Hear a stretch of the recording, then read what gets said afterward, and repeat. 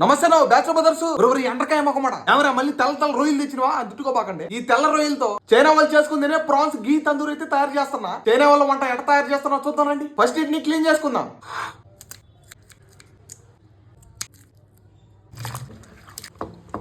పొట్టా పేగులు తీసేసి శుద్ధంగా క్లీన్ చేసుకున్న రొయ్యలకి మసాలా అయితే తయారు చేద్దాం. ఒక రొంత ఉప్పు, లైట్ గా కారం, బుల్లిమంత పసుపు, కొద్దిగంత గరం మసాలా, కొద్దిగా మిరియాల పొడి, రొంత అల్లం పేస్ట్, ఫైనల్ గా పెరుగు పోసుకొని మసాలా కలుపుకొని రొయ్యలకైతే పూసుకుందాం.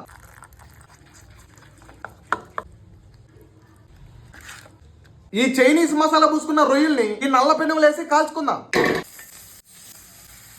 పెనుగు పైన వేసుకున్న రొయ్యలకి నెయ్యి అయితే పూసుకుందాం.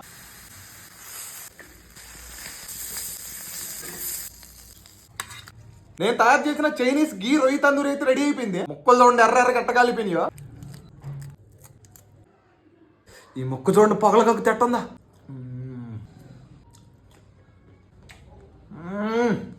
చైనీస్ రొయ్యల తందూరి అయితే కుమ్మేసింది. మీరు కూడా ఒకసారి ట్రై చేయండి.